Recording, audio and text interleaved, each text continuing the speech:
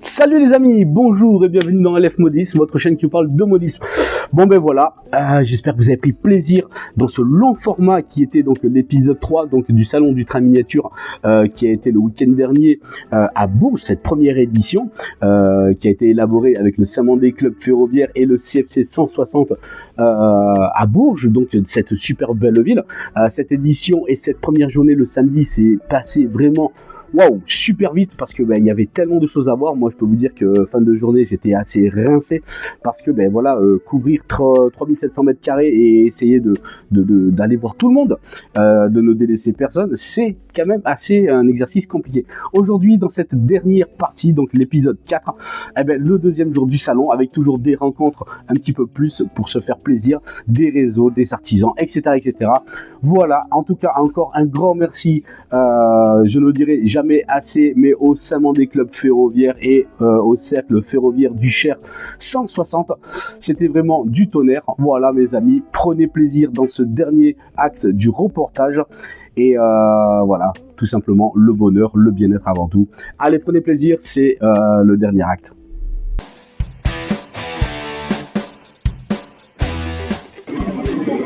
Bonjour et bienvenue dans LF Modélisme, votre chaîne qui vous parle de modélisme. Bonjour et bienvenue dans cette dernière partie que je vous propose à travers ce reportage grand format au premier salon du train miniature dans la ville de Bourges en 2023. Vous avez vu, on s'est fait plaisir tout au long de ces premières parties. On a vu des réseaux d'exception, des rencontres plus sympathiques les unes que les autres. Aujourd'hui, on continue dans cette dernière partie. Prenez plaisir avant tout.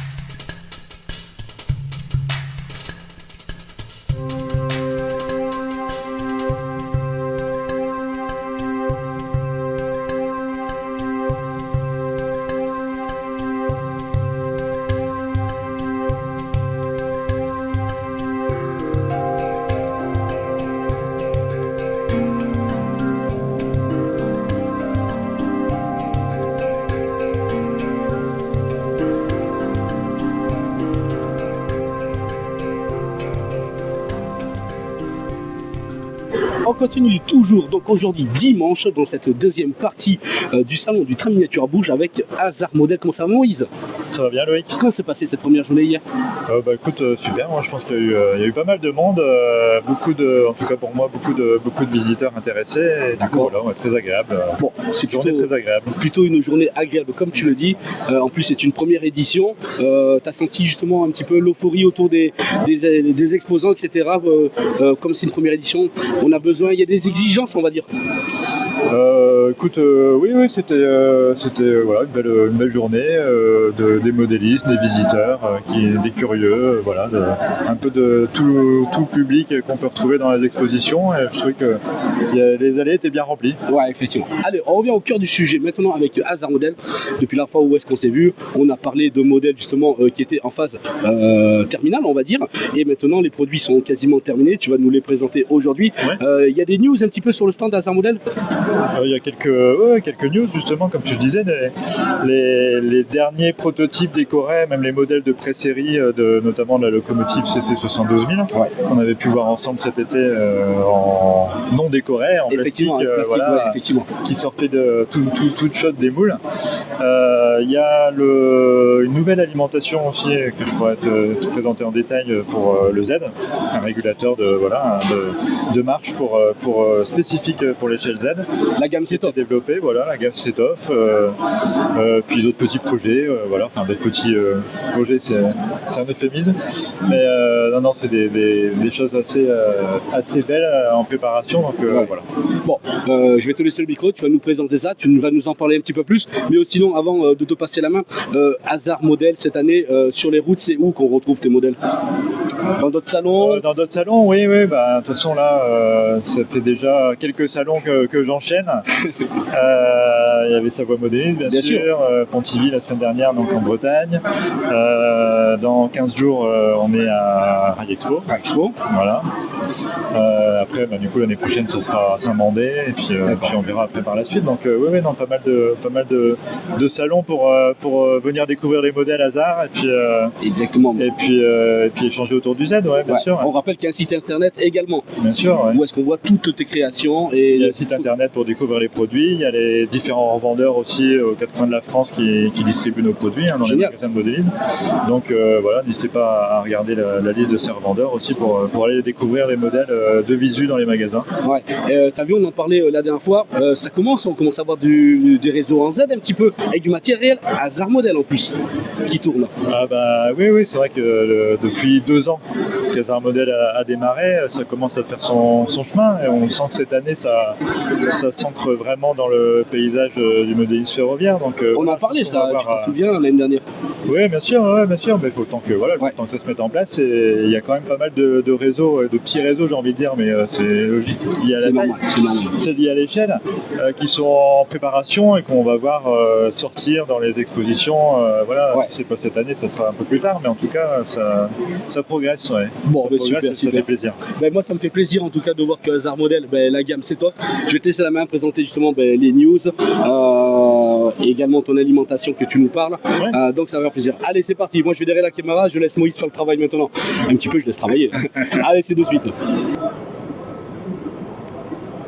Ok, du coup, je vais vous présenter le modèle de pré-série de la CC 72000 qui est en démonstration sur le stand. Donc voilà, ça c'est vraiment le modèle tel qu'il va être commercialisé dans les prochaines semaines et quand ça sortira de l'usine. Voilà, donc vraiment avec une super déco. Là c'est la multiservice, mais il y aura bien sûr les bleus et fret aussi, 3 livrets différentes avec un système. Donc en fait le châssis est en métal, toutes les pièces sont en injection plastique. Voilà, fonction d'éclipse. La coque, on a la coque qui est en injection plastique, le châssis qui est en métal, donc ça permet d'avoir aussi une adhérence et un pouvoir une capacité de traction qui est assez importante. D'ailleurs sur le site Hazard Model, j'avais fait une vidéo où j'avais rempli le réseau que vous avez en dessous là, de wagons, et la locomotive traque sans problème une 50aine de couverts. Voilà, avec la possibilité bien sûr d'avoir une version digitale. On peut rajouter un petit décodeur ici dans l'emplacement qui est dans la platine. Voilà, avec toutes les dernières technologies, des LED. Voilà, c'est vraiment ça va être un super modèle et qui fonctionne parfaitement. Donc ça c'est pour notre dernière locomotive qui va sortir, la CC 72000. Ensuite, dernière nouveauté là qu'on vient de présenter justement au salon à Bourges, c'est le Z-Master. En fait, c'est notre système de commande analogique dédié au Z.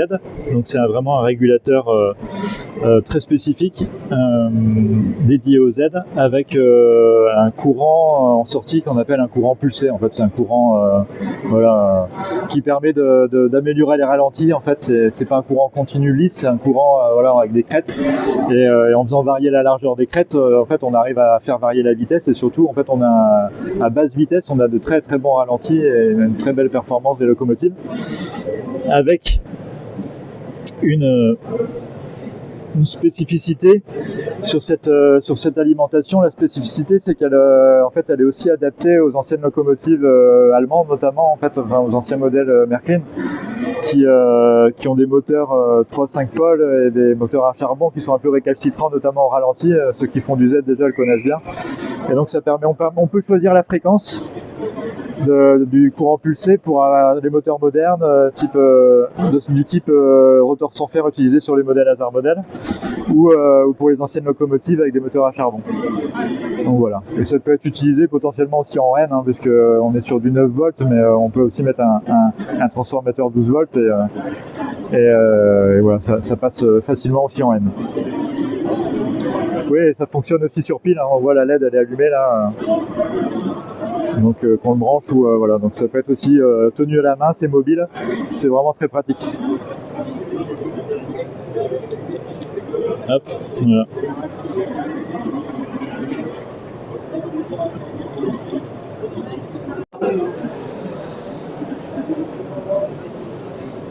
Oui, dans les nouveautés qui vont sortir dans les prochains jours, le prochain modèle, ça va être les petits wagons bâchés, courts, là, les wagons en coil. Donc on a la version fret SNCF, mais on a aussi une version Vascosa un peu plus moderne, récente, là, d'un loueur suisse. Et ils sont vraiment super mignons et très très bien réalisés, donc on est vraiment très content du résultat et je pense que ça va bien plaire. Donc ça c'est ce qui va sortir là au courant novembre. Oui, du coup on continue aussi le développement de notre gamme de maquettes de bâtiments qui sont sérigraphiées, découpées au laser, hein, donc des kits à assembler, notamment avec le petit garage que vous avez à droite, qui est livré avec différentes enseignes. Là c'est l'enseigne Peugeot, mais il y a Citroën, Renault, etc. Donc voilà, de manière à continuer à développer aussi l'univers du Z et pouvoir réaliser des réseaux décorés français. Et enfin, dernier sujet très important et qui va vraiment être un magnifique modèle, c'est le TGV Paris-Sud-Est qu'on a fini de développer. Donc voilà, l'étude est terminée et on va lancer là dans les jours à venir, avant fin novembre, une campagne de précommande sur la plateforme de financement participatif Ulule, voilà, de manière à assurer un volume de fabrication, parce que c'est un gros projet quand même, là on est vraiment sur quelque chose de très ambitieux, mais le modèle va être magnifique. Il y a l'aménagement intérieur, là vous avez un prototype, une ébauche on va dire en impression 3D, mais il va être en injection plastique bien sûr, de la qualité des locomotives qu'on sort aujourd'hui. Avec l'aménagement intérieur, l'éclairage, il y a un système d'interconnexion électrique aussi dans les bogies entre les voitures, donc on va vraiment sur du super modèle, et à l'échelle Z ça va vraiment être magnifique avec une rame qui fera à peine 1 mètre, donc ça va permettre aussi de faire des beaux réseaux adaptés à cette rame, et on est vraiment très content de ce modèle. Donc voilà, en précommande dans les jours à venir sur la plateforme Ulule, ulule.com, et sur notre site internet vous avez toutes les références pour accéder à la campagne.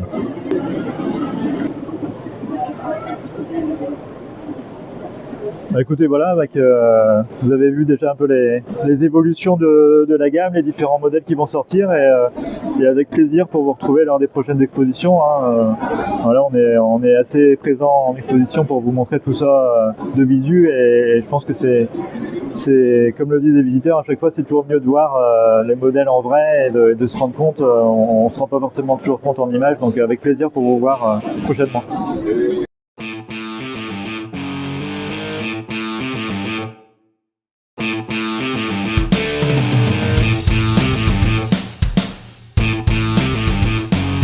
Sur le stand de Rail Miniature Flash avec Jean-Pierre. Bonjour, comment ça va? Très bien, pour un dimanche matin, ça va. Ça va bien, un beau salon du train miniature ici, première édition à Bourges. Il y a eu du monde hier. Oui, ils ont annoncé 1600 personnes, je crois que c'est une belle réussite pour une première. On espère que ce dimanche sera de la même teneur. Oui, et puis bon, il y a eu une belle communication également aussi. Oui, ils avaient bien fait les choses, donc ça porte ses fruits apparemment. Ça porte ses fruits. Bon, revenons un petit peu à Rail Miniature Flash. Les projets et les dernières sorties de Rail Miniature Flash, on en parle. Ah oui, on en parle. Alors il y a eu toute la gamme des essentiels, donc il y a le tome 1 des wagons qu'on a réédité, de Bernard Siri et Gilles Boivin. Donc on a le tome 1 des essentiels des wagons qui a été réédité. On a sorti le tome 2,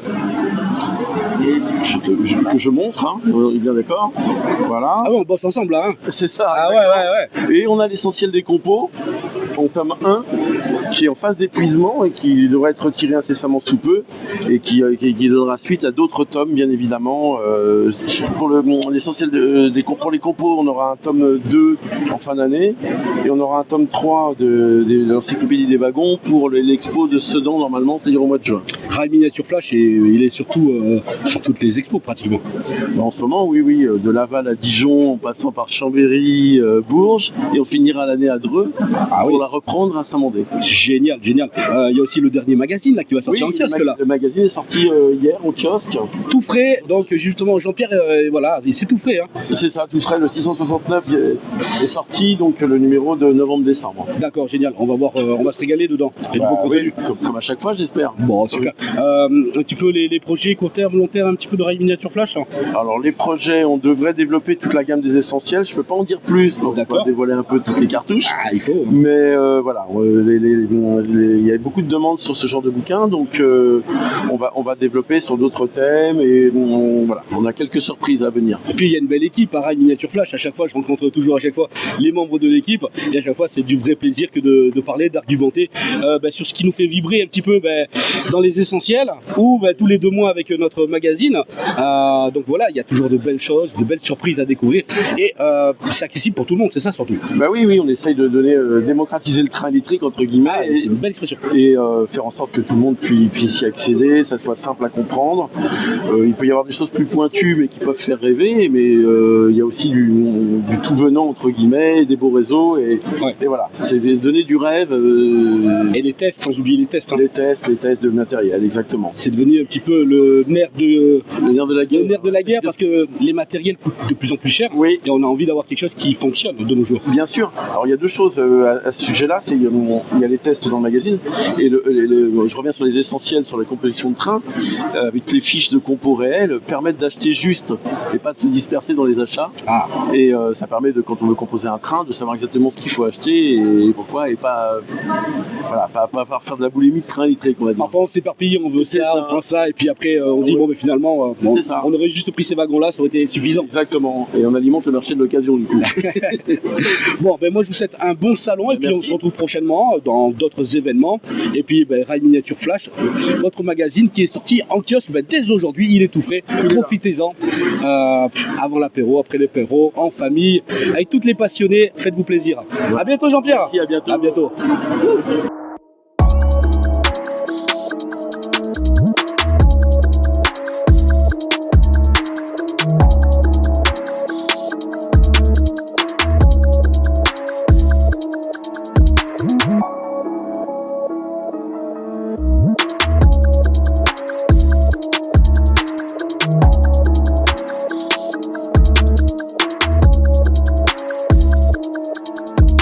Sur le stand de SAI aujourd'hui, Marie et Robert, comment allez-vous? Ça va bien. Robert, comment ça va? Bien. Très bien. On a passé une belle journée déjà hier, honnêtement, il y a eu du monde. Comment s'est passée votre journée à SAI justement? Quelles ont été un petit peu les demandes des clients?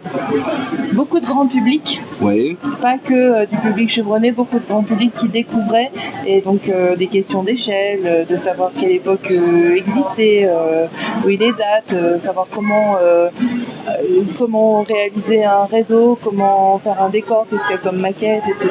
D'accord, vous avez vraiment eu du grand public, Voilà. de l'orientation, c'est bien ça Robert? Ouais. Oui, tout à fait, oui, de l'orientation, du conseil. D'accord. Voilà, des gens qui connaissaient pas forcément le milieu, des curieux. D'accord. Essentiellement, on rappelle, c'est du miniature, de la voiture, plus du 1,87e, on est d'accord? Oui, c'est ça. Même si vous avez d'autres échelles. Essentiellement du maquette. Essentiellement du 1,87e. Qu'est-ce qui part un petit peu, les modèles rétro, etc., c'est ça? Surtout les années 60, on va dire. Cool. Voilà. Cool. Donc ça va, il y a eu vraiment une belle journée hier. Comment vous avez trouvé cette approche de cette première édition du salon, Robert? Oui, c'est une très bonne, c'est un très bon début. Oui, on peut que encourager l'organisation. Oui, effectivement, Robert dit une organisation. C'est vrai qu'il y a eu une belle organisation quand même. Et on souhaite qu'il y ait autant de monde aujourd'hui qu'hier en tout cas. En tout cas, moi je vous souhaite une belle réussite et puis une belle journée à vous. Et puis bon, je vous dis à bientôt. Et à bientôt. C'était SAI à Bourges. Allez, merci. On continue un petit peu la visite avec des réseaux d'exception. Avec David, bonjour, comment ça va? Bonjour, très bien, merci. Très bien, il y a de toutes les échelles confondues dans ce salon. Et justement, ton travail consiste à quelle échelle? Alors moi je fais du 1/50e particulièrement. D'accord. Voilà, je suis issu du monde de la figurine, donc c'est pour ça, arrivé très peu dans le train. Donc voilà, moi je suis du 1/50e, ça me permet d'avoir une échelle qui me permet de mettre beaucoup de détails et d'être précis dans le travail. Justement, tu es venu avec, tu parles de travail, il y a vraiment un super travail de réalisation. Tu es venu avec 3 dioramas animés et tu vas nous les présenter. Et peux-tu nous dire un petit peu plus à propos de ton histoire? Qu'est-ce que ça raconte justement? Ouais, ça, mais en fait, moi tout est basé sur, ce n'est pas réel en fait.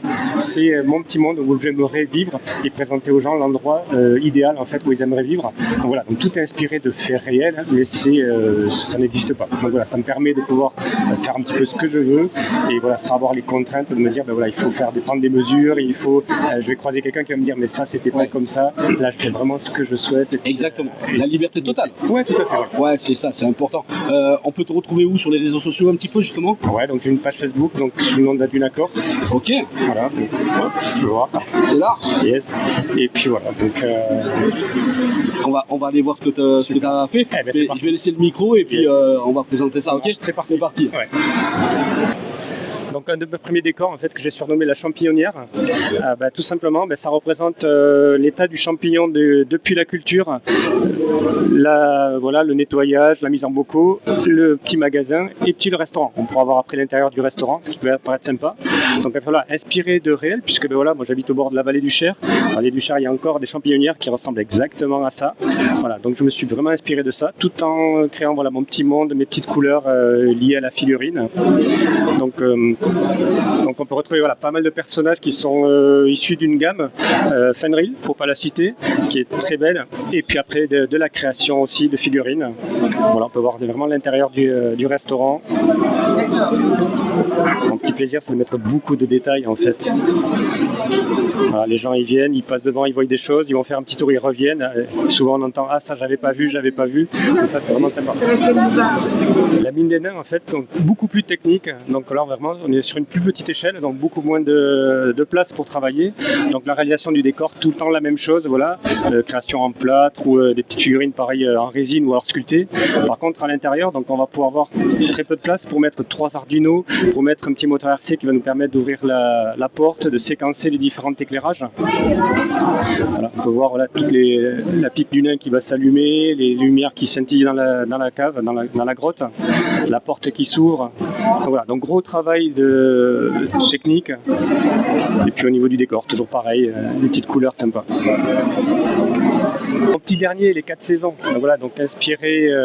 Ça fait longtemps que je voulais faire ça. Donc un train qui parcourt différentes saisons. Alors le plus compliqué, c'était de réaliser 4 fois exactement la même chose. Donc pour les bâtiments, je me suis fait des moulages. Pour les arbres, un petit peu plus compliqué.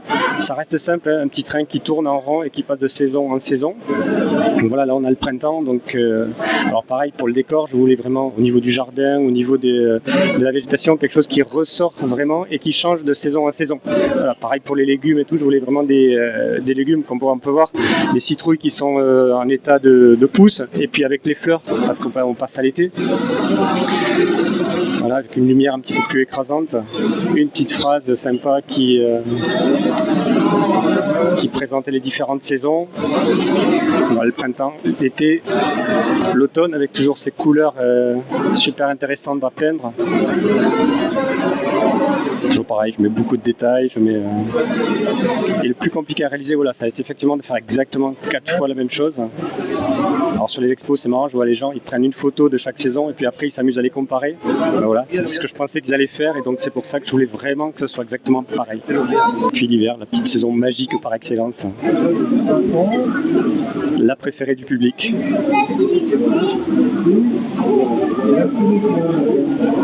Donc le choix était de ne pas mettre du tout de figurines, de vraiment laisser place aux animaux puis au décor proprement dit. Voilà. Allez, on continue toujours un petit peu plus la visite avec des réseaux d'exception et aujourd'hui avec Jérôme. Bonjour, comment allez-vous? On va voir un réseau Marklin Voicé. Ça va, merci. Je présente mon papa, moi-même et mon fils Thibaut. Bon, une histoire de famille autour du réseau, c'est bien cela? Oui, oui. Bon, ça c'est génial. Jérôme, allez, parle-nous un petit peu de ce projet, comment est-ce qu'il est né? Il est né en 2015. Mon papa est tombé malade. On avait, comme je crois beaucoup de personnes, beaucoup de matériel dans des boîtes. On accumulait, on achetait, on se faisait plaisir et on faisait tourner juste un ovale sur la table de la salle à manger de maman qui au bout de quelques jours râlait.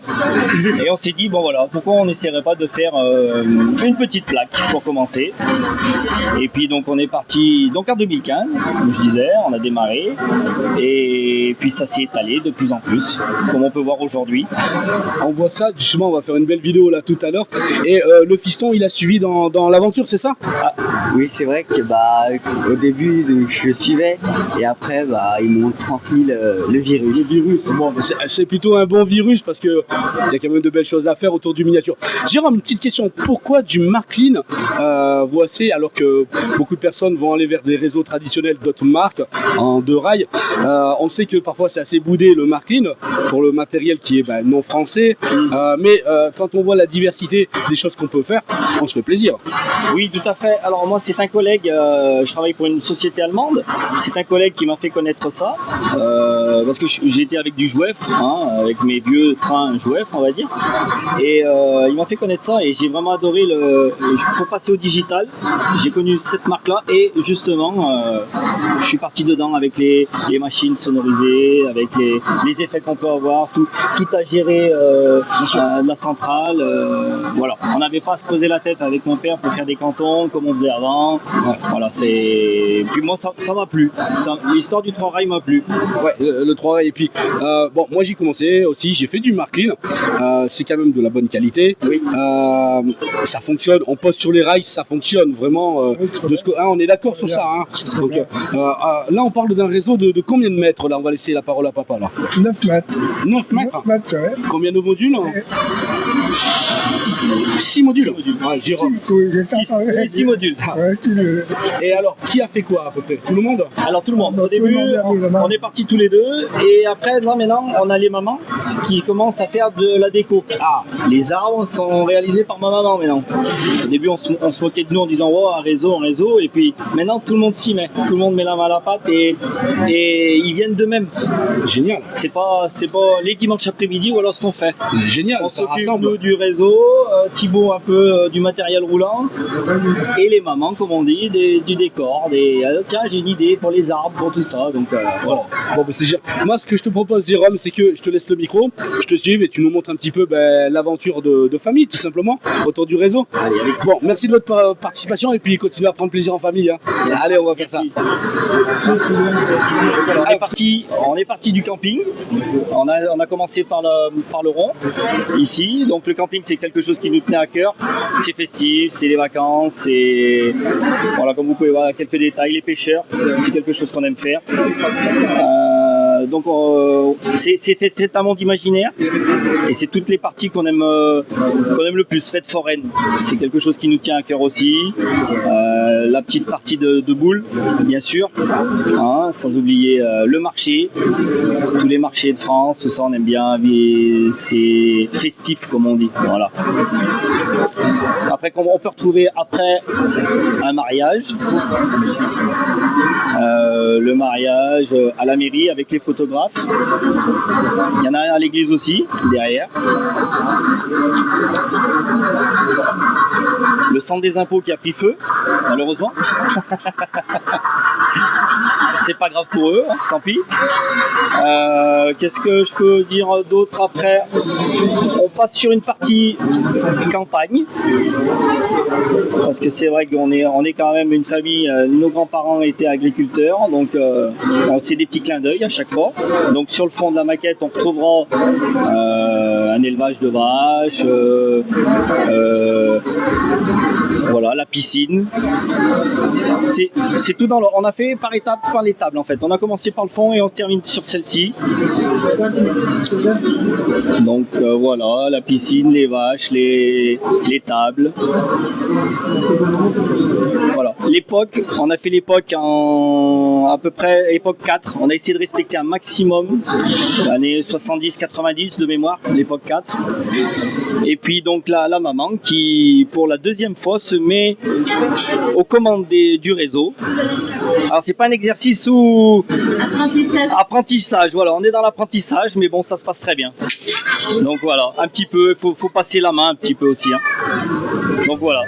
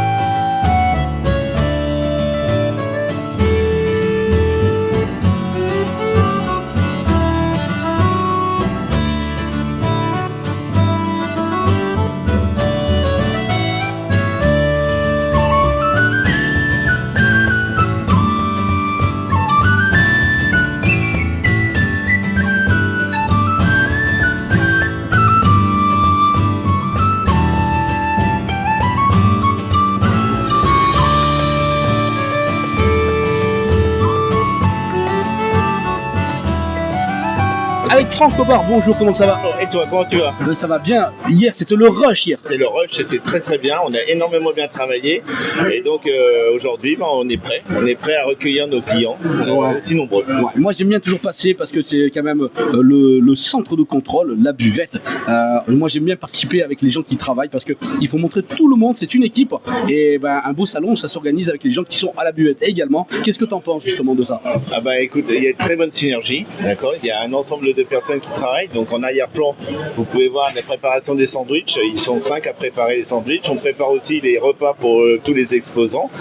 Et mon ami Pierre, qui va venir à côté de moi, qui elle est mon aide de camp au niveau du bar, au niveau du service des boissons et toutes les petites prestations, les chips, les croissants, les cafés, les boissons, les sandwichs que nos clients peuvent demander.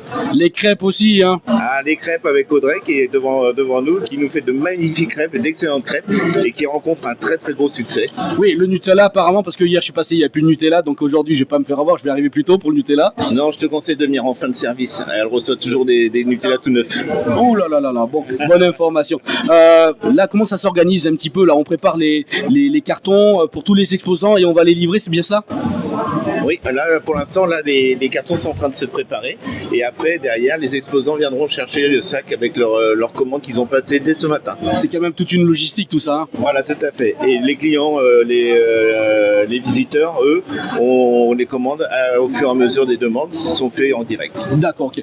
On va essayer de prendre une photo avec toute l'équipe, comme ça on va l'afficher. Je sais que c'est compliqué, mais bon, on va essayer de faire une petite photo pour montrer toute l'équipe qui a travaillé durement tout ce week-end, pour que tout le monde soit satisfait à la buvette. En tout cas, santé. Hop, attention, avec modération bien entendu. Merci.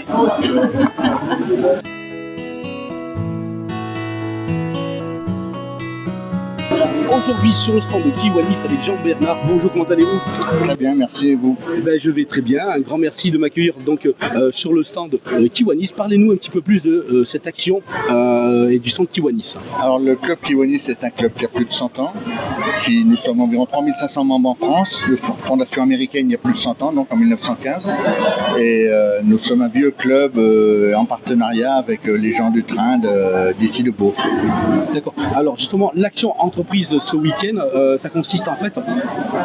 aider notre ami Jean-Marie, organisateur du club ici, qui est kiwanien au club de Saint-Amand. C'est pour ça que nous sommes ici alors qu'il y a un club à Bourges.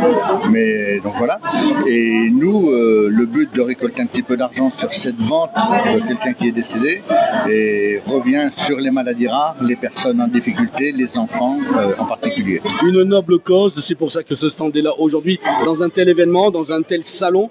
Et justement, ça peut justement sensibiliser des personnes, de donner pourquoi pas ce petit coup de main dans le monde du train miniature. Tout à fait. D'accord. Jean-Bernard, je souhaite une grande réussite à votre action et puis je vous souhaite une excellente journée. Merci. Je vous en prie. Bon salon. Merci. Avec Thierry, à quelques pas du stand et du club Kiwanis, justement. Thierry, explique-nous ta présence à quelques centimètres. Tout simplement, je suis là parce que les gens du Kiwanis nous ont demandé de leur donner un coup de main parce que ne connaissant rien au modélisme, moi étant modéliste et étant henniste depuis 88, donc je connais aussi bien la marque Marklin, donc on connaît, donc c'est beaucoup plus simple d'avoir quelqu'un du club de train d'un modéliste ferroviaire, c'est plus simple.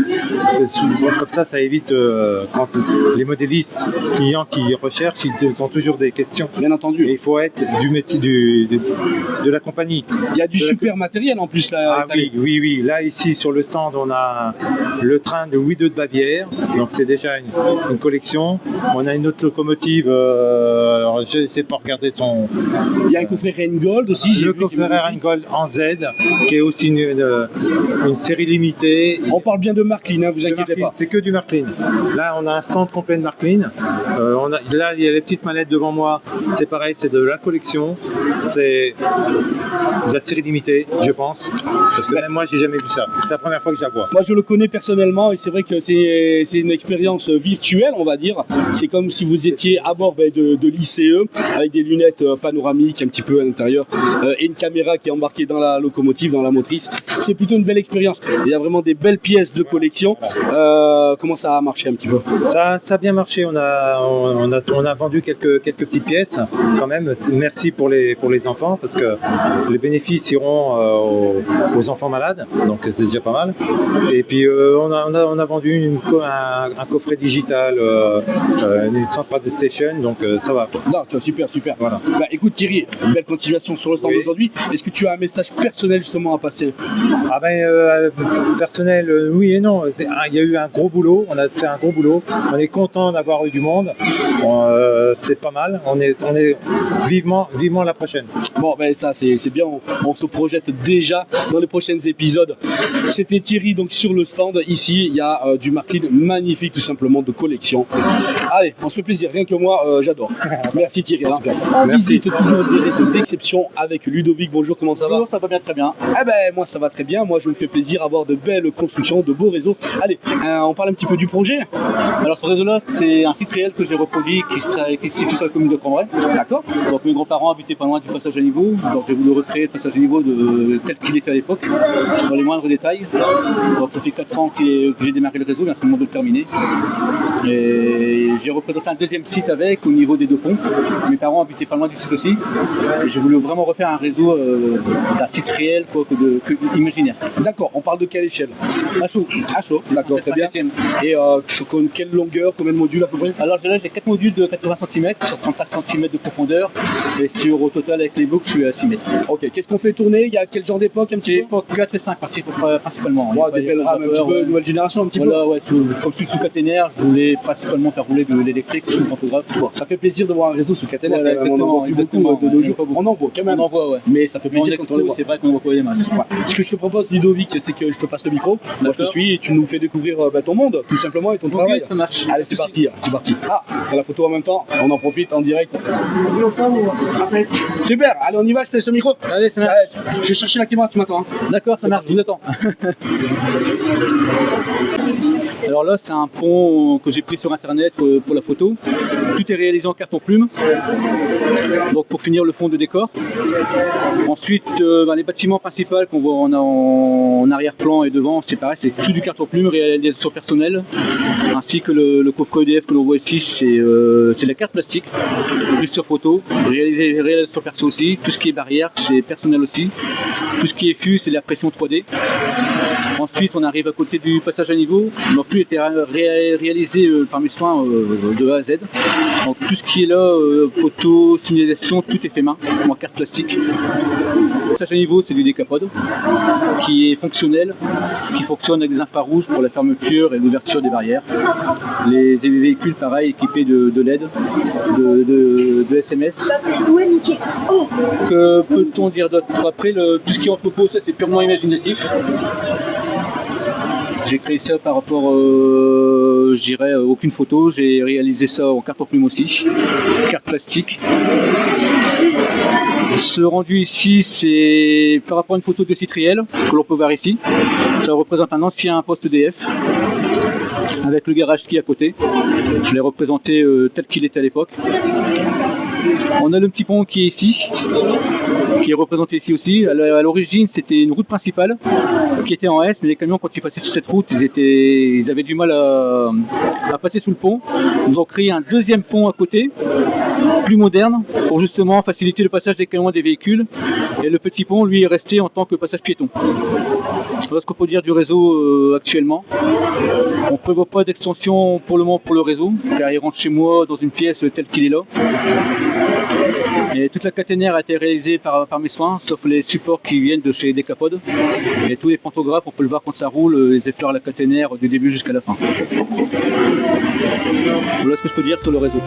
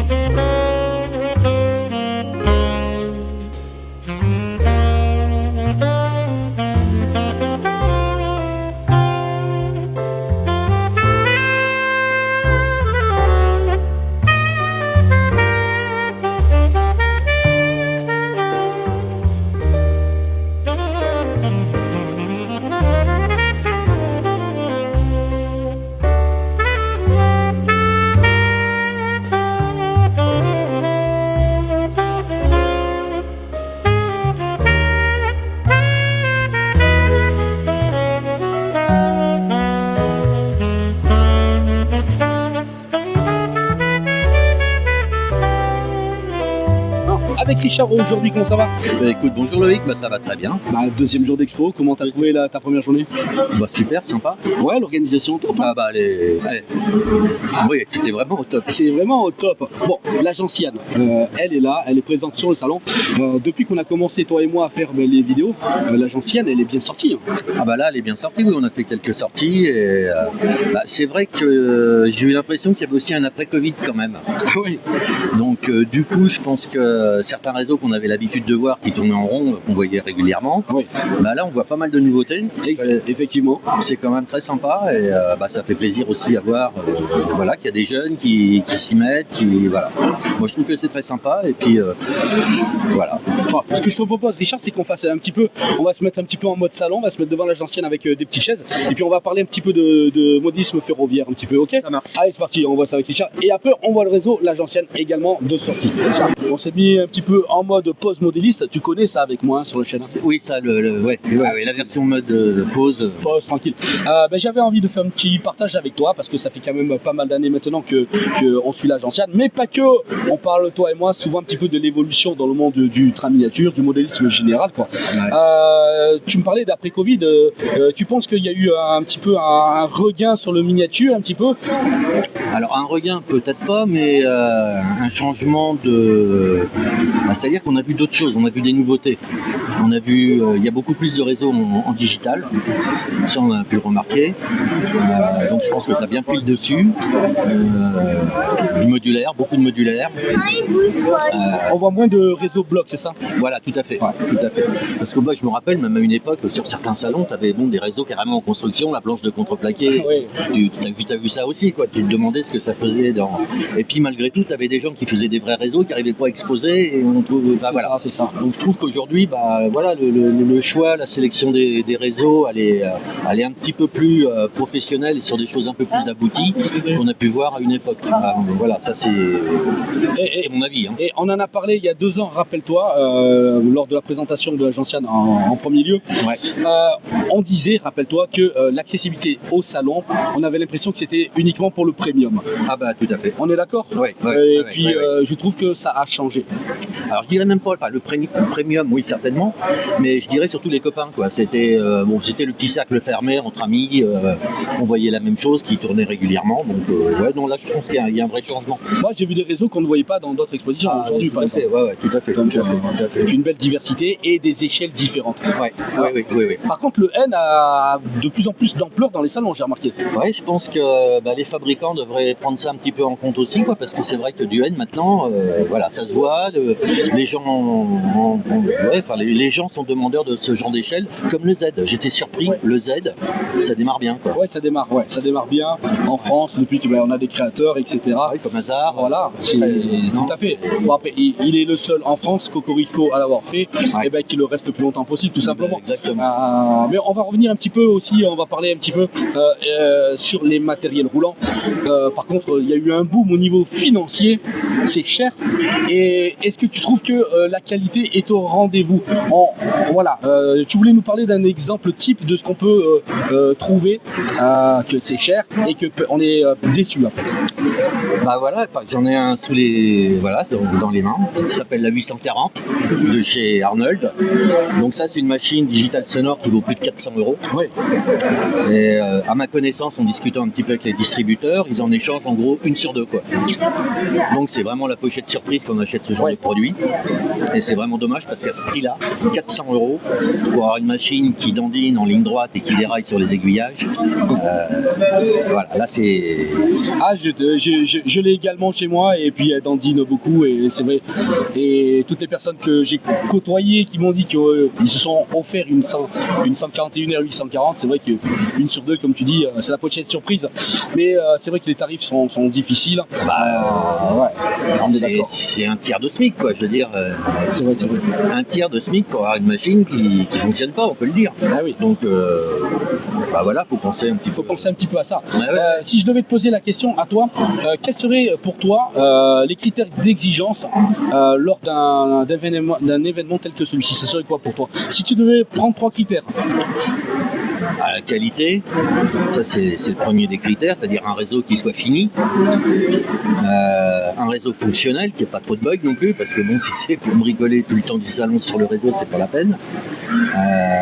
Et puis la qualité de décoration, l'originalité aussi.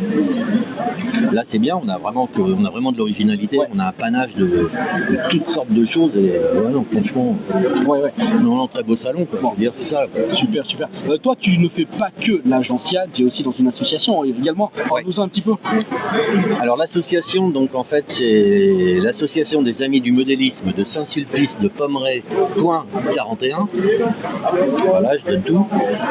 On gère un petit musée également, un musée ferroviaire dans lequel on a des réseaux un petit peu toute échelle.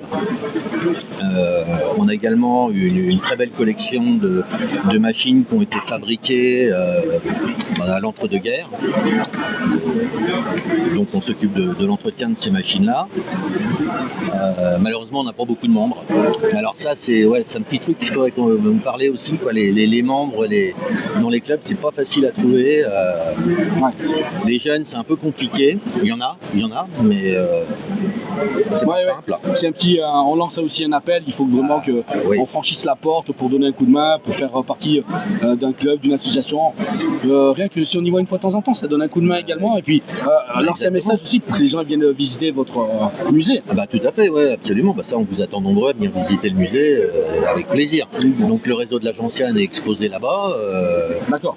Il est à demeure là-bas. Il a demeure là-bas. On a d'autres petits réseaux également à demeure. Et voilà, s'il y a des gens qui sont intéressés même pour adhérer au club, s'ils n'ont pas forcément les moyens de s'acheter un réseau, ils peuvent sans problème utiliser le matériel du club. Enfin voilà, il n'y a aucun souci. Voilà.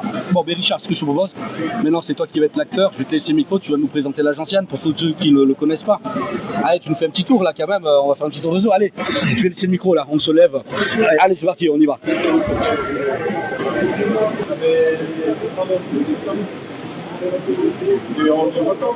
Alors le réseau de la Gentiane, donc c'est une petite ligne qui se situe, on va aller vers le plan si tu veux bien Loïc.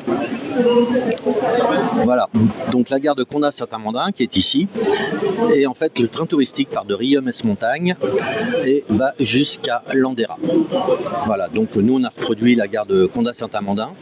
L'idée est venue, c'est tout simplement parce qu'on a participé à un petit voyage sur ce train touristique avec mon fils. Et puis on a trouvé la gare très sympa, quoi. Ce qui est dommage c'était qu'elle était complètement abandonnée.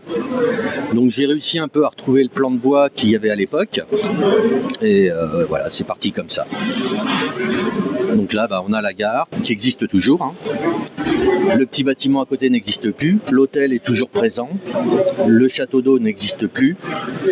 Sur les 3 voies, on n'en a plus qu'une qui est la voie extérieure, qui existe toujours, elle. Cette voie-là n'existe plus non plus, la voie du fond. Le passage à niveau existe toujours. Alors il faut savoir qu'à la base, cette petite gare a servi surtout pour la transhumance des vaches, des Salers, la race Salers. Donc voilà, c'était... Sinon donc on est sur un réseau en voie unique, digitalisé. L'ensemble est contrôlé via un logiciel qui s'appelle RRTC. Voilà. Donc c'est là que ça se passe. Donc on a le logiciel qui nous permet donc de contrôler tout le train. Le principe de fonctionnement, en fait, je m'en sers comme d'un TCO tout bêtement, c'est-à-dire que j'appuie sur un bouton pour faire partir une machine et ensuite je lui donne sa destination et le trajet se fait et la locomotive y va. Par exemple, voilà, je pars d'ici, je veux revenir au même endroit. On a vu que le trajet s'est dessiné et la machine est partie et elle va emprunter tout le trajet et elle va revenir à sa position initiale.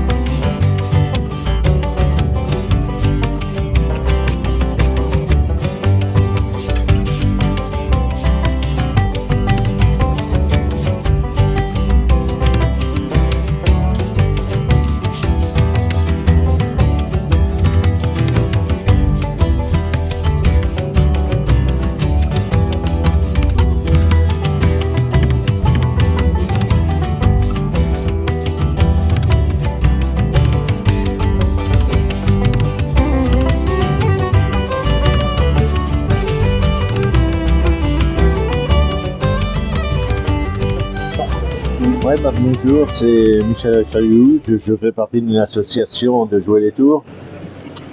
Et je présente ce circuit qui a été réalisé avec mon père dans les années 70 à peu près. Et ensuite, du fait du décès de mon père, je l'ai conservé. Et j'ai commencé à retravailler dessus il y a 7 ou 8 ans. Et pour l'améliorer et pour voir la différence entre cette génération-là, quand on voit des lampes ici, c'est des ampoules, et puis maintenant avec les LED. Ce circuit a été ce qui m'intéresse le plus, moi, c'est, on va dire, ce n'est pas les trains, c'est vraiment la réalisation de choses qui sont propres à la confection. Ne serait-ce que si on regarde bien, il y a une vache là-bas qui complètement à gauche, avec à côté du buisson là-bas qui a sa tête qui bouge. J'ai pareil, on peut voir ici une balancelle qui de même bouge. Et ensuite, j'ai un passage à niveau qui est fonctionnel. Quand l'autorail passe, les lumières vont s'allumer, les clignoteurs, les barrières vont se fermer. Voilà, ça va commencer. Les barrières vont se fermer. Ça va s'éteindre au franchissement du passage. Et les barrières vont se rouvrir. Dernière réalisation qu'on a faite, c'est le fameux train avec les caméras, la caméra devant, qui est par Wi-Fi transmis sur la tablette, qui nous permet de voir la réalité d'un conducteur quand il conduit un train.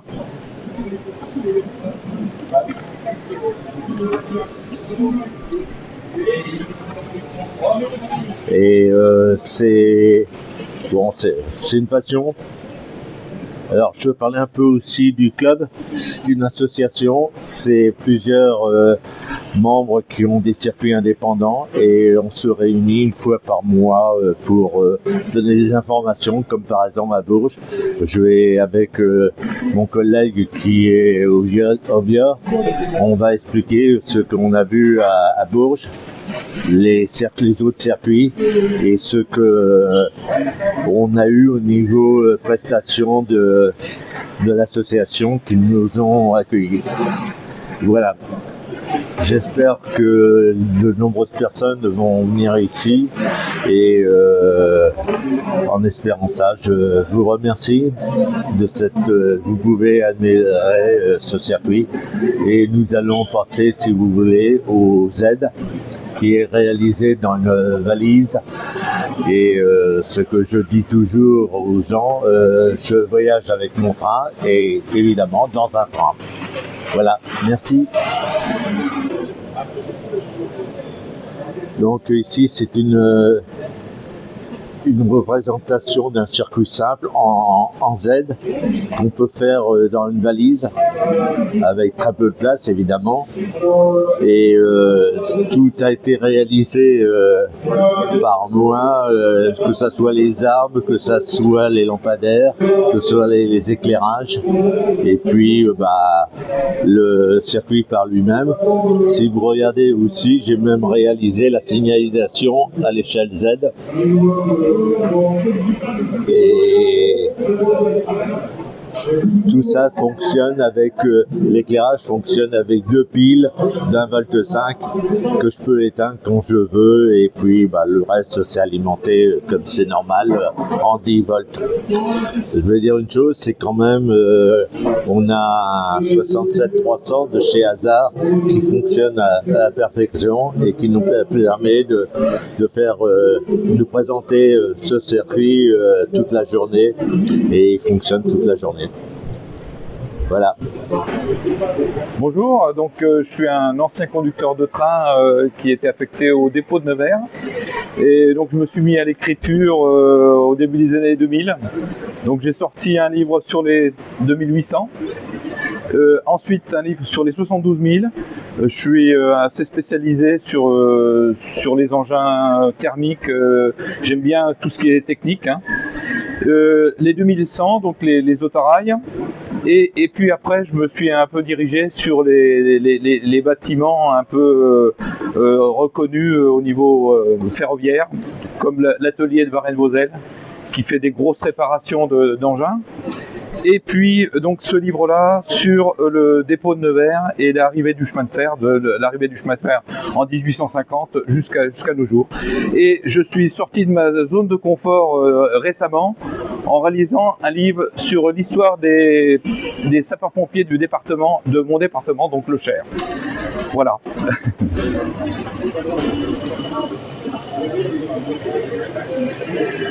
Bonjour, je suis Catherine.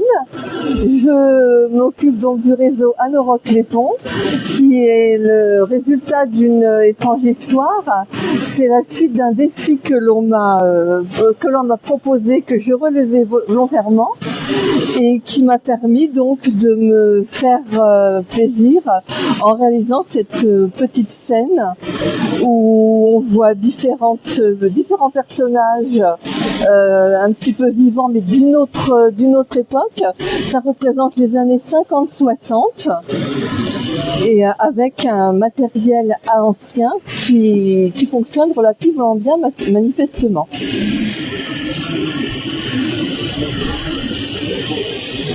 Donc on y retrouve un pré avec les vaches, les moutons qui partent en estive, un âne extrêmement têtu qui refuse de rentrer au bercail, et puis les bûcherons qui s'affairent à nous couper les bûches pour l'hiver froid qui va arriver.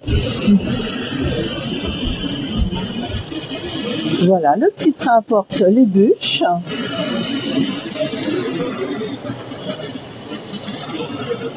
Il passe au-dessus de l'étang où les canards font la misère aux pêcheurs qui essaient de trouver du poisson.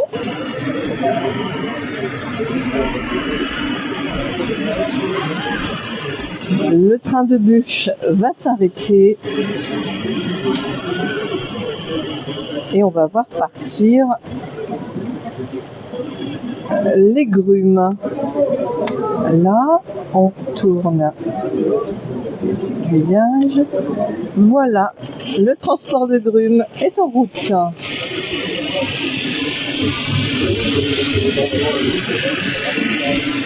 Un petit tour sous les moutons.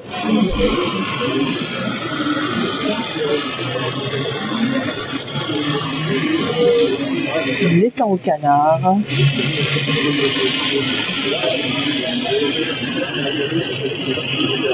Un passage par la gare marchandise.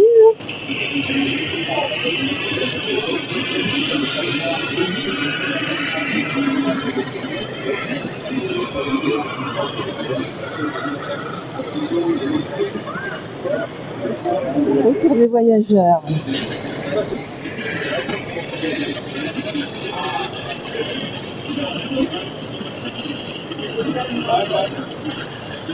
Voilà comment, depuis un défi, on peut se retrouver en exposition à présenter son travail.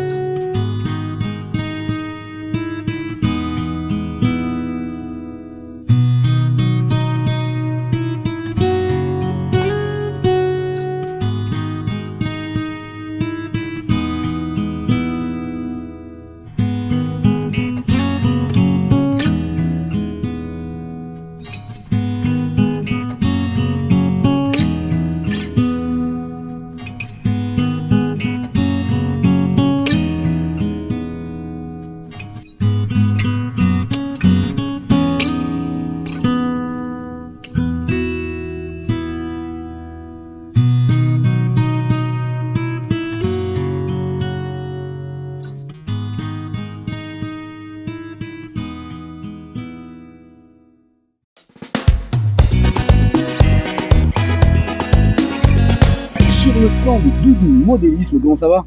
Très bien, et toi Loïc? Bien. Comment s'est passée ta première journée hier? Pas mal. Pas mal. Alors, il y a un potentiel sur ce salon, il y a un potentiel pendant 2 ans, ça va être exceptionnel. Ouais. Très très bien. Et justement, tiens, je vais te poser une petite question. Quels seraient pour toi les critères d'exigence maintenant pour avoir un salon de qualité? Si tu devais en donner 3 de critères, ça serait quoi? Les stands un peu plus beaux sur certains, tu vois. Les réseaux sont très bien. Il y a de la diversité en échelle. Il y a de la diversité en échelle. Après, ils ont quand même un potentiel de volume, donc ils ont aussi en dessous. On peut, au niveau qualité, il y a beaucoup de choses à donner, mais très très bien cette année. Là, pour une première, moi je trouve que c'est bien. Oui, et puis une belle organisation, et puis une belle équipe derrière. Il y a quand même le parfum de Saint-Mandé derrière, quand même. Les mecs, ils sont du métier, c'est du lourd. Ouais, il y a de la motivation et tout. Et Doudou, justement, on va retrouver bientôt à la boutique à Doudou Modélisme. On rappelle où c'est pour ceux qui ne connaissent pas Doudou Modélisme. Alors, aux Arcs sur Argence dans le Var, en face de la gare TGV, Paris, gare de Lyon, Nice. En 4h25, vous faites en Wigo, c'est top. On vous invite avec une structure de 200 mètres carrés et vous allez voir des produits d'exception. Ouais, et t'as même le flyer là. Voilà, vous avez le point d'accès derrière et puis Doudou Modélisme évidemment. En plus, vous pouvez pas vous tromper, vous arrivez sur le parking, il y a la camionnette Doudou Modélisme, vous êtes arrivé à bonne destination, comme on dirait. Doudou, les produits phares qui partent en ce moment, c'est quoi à peu près? On approche de Noël, donc évidemment les coffrets départ pour les enfants, évidemment. Le G pour les trains de jardin, parce que nous sur la Côte d'Azur, vous savez ce qu'on a? On a des piscines. Et en fait, vous mettez sur vos wagons l'apéro, sur la piscine, c'est génial. C'est génial. Allez, quel conseil toi tu donnerais à une personne qui est venue en visiteur, qui n'est pas dans le monde du miniature et qui voudrait poser le doigt sur cette discipline? On parle pas d'échelle, mais au moins, quel conseil tu donnerais pour commencer? C'est même pas un conseil, parce que je suis assez fort maintenant comme vendeur pour leur vendre une canette de bière. Donc non, il n'y a pas de souci. En fait, il n'y a pas de conseil à donner. En fait, la structure qu'on fait nous de notre boutique, vous allez le voir après dans les prochaines vidéos, on essaye de vendre du rêve, de la réalité et du bonheur. Et les gens, de toute façon, automatiquement, on est assez fort pour pouvoir leur vendre le digital, même s'ils connaissent pas le truc. Ouais, et puis quand ils viennent dans un tel établissement comme Doudou Modélisme, c'est à la fois un musée, il y a de tout, on trouve vraiment de tout. La passion. Toutes les échelles de Z, du Z jusqu'au G, et même le 1 qui va arriver, on aura des pièces d'étudiants en 1. En marquine? Mais pas en marquine, en pièces artisanales. Ah oui. Franchement, et on a le projet de vous faire la fête du train en 2024, été 2024. Ça c'est un scoop, ça, Doudou Modélisme. Bon Doudou, nous on se revoit bientôt parce que il faut que je descende dans le sud.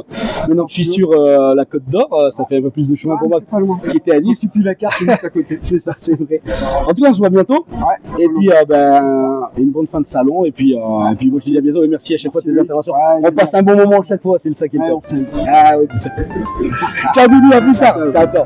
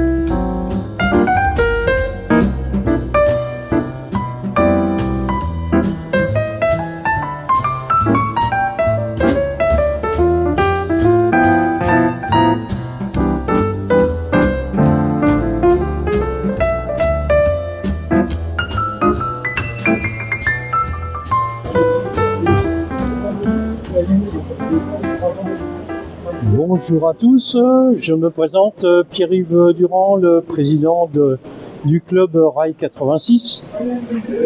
Ce réseau est la reconstitution, je dirais, de la gare de Châteauneuf, qui était à Châtellerault malheureusement, puisque ce bâtiment est actuellement détruit.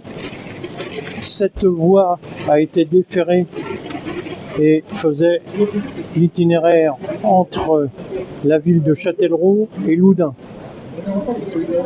nous nous sommes efforcés de produire ce réseau pour rappeler l'existence de cette gare et de cette voie actuellement transformée en voie verte. Nous avons reproduit donc le bâtiment en question à l'échelle. Avant sa destruction, nous nous sommes déplacés et pris les mesures et les photos nécessaires à cette reproduction. Nous avons poursuivi donc notre représentation par la halle à marchandises qui est actuellement aussi disparue. Les infrastructures qui figurent sur notre réseau, dont je vous rappelle qui est en échelle HO 1/87e et qui fonctionne en partie en analogique et une autre partie en digital. Nous nous sommes efforcés de reproduire à l'époque en question les différentes entreprises qui y figuraient. Nous avions donc certains bâtiments qui sont encore présents, notamment un bâtiment à l'extrémité du réseau, à proximité de l'ancien passage à niveau. Ce bâtiment donc figure sur la photo ci-dessous, et vous avez également le restaurant Le Corby qui est toujours présent à Châtellerault. Voici, donc nous nous sommes efforcés de, tant soit peu, suivant certaines dimensions qui nous obligent à maîtriser évidemment la longueur de notre présentation. Voici pour la gare de Châteauneuf à Châtellerault par Rail 86. Merci messieurs, dames.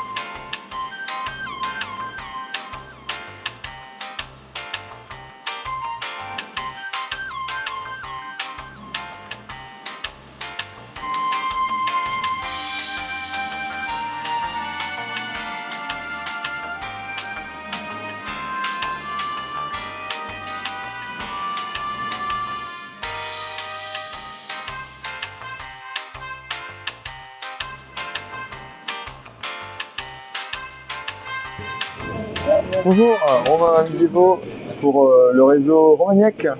Donc là on est avec le module de la gare de Mialet-le-Lac, donc qui représente une gare en terminus d'inspiration Corrèze Puy-de-Dôme, avec là en présentation un X2800 sonore de chez RE, avec une 66 000 picots également, et des tombereaux venus pour la desserte de bois qui sont en train de se faire charger en petits rondins avec une petite grue Poquelin. Et le nouveau module qu'on a pour cette édition de Bourges, donc qui est un module qui représente une voie unique avec un petit pont, un décor un peu champêtre. Il n'a pas vraiment de nom encore ce module, nous on l'appelle l'avant-Mialet parce que c'est vraiment l'entrée de la gare de Mialet, la première section qui suit ce module de gare. Voilà, donc on est aujourd'hui avec ces deux modules-là dans l'ensemble Romagnac, et on a également d'autres modules qui sont là, qu'on avait déjà vus. Je vais vous emmener les voir. Donc, on retrouve ici les deux modules de la gare de la Meuse, donc la Meuse-Rochefort, qui est une gare dans le Puy-de-Dôme. C'est un site réel de la ligne de Clermont à Ussel, qui a été réalisé par Théo Copado, donc qui est un peu mon associé. On n'est pas un club, on est un regroupement de particuliers. Donc Théo a reproduit fidèlement le site de la gare de la Meuse avec un très joli fond de décor qui a été réalisé à la tablette graphique par Justine Louvet qui reproduit des choses comme ça sur une base de dessin à la tablette graphique. Donc, voilà. Donc là on peut voir deux X2800 qui sont arrêtés en gare de la Meuse.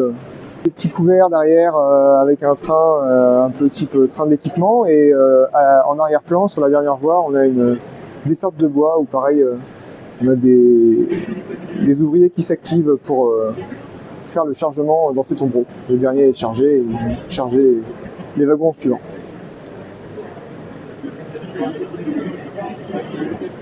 Voilà, donc on a ces deux modules qui font toujours partie de l'ensemble Romagnac et ensuite le P de Pont-Fargé qui est aussi présenté pour ces éditions de Bourges avec un petit viaduc, voilà, notre petit X2800 qui sort du tunnel et qui franchit le viaduc. Et donc le P de Pont-Fargé qui est un petit embranchement de particuliers qui expédie là encore le produit bois. Donc on peut voir nous avons 4 petits tombereaux qui sont chargés, 2 petits tombereaux en attente de chargement et le petit locotracteur Y7400 qui a été fabriqué par HFR 160 qui est un artisan qui fait de superbes produits. Donc le petit Y7400 réalisé en kit laiton qui est vraiment magnifique. Voilà, donc on est très heureux d'être à Bourges pour cette belle édition, vraiment un très beau plateau, environ une trentaine de réseaux, c'est vraiment une très belle exposition. Et donc on est là pour les 2 jours pour vous faire découvrir les circulations régionales dans ce coin de France entre Ussel et Clermont-Ferrand. On est très heureux, très contents d'être ici.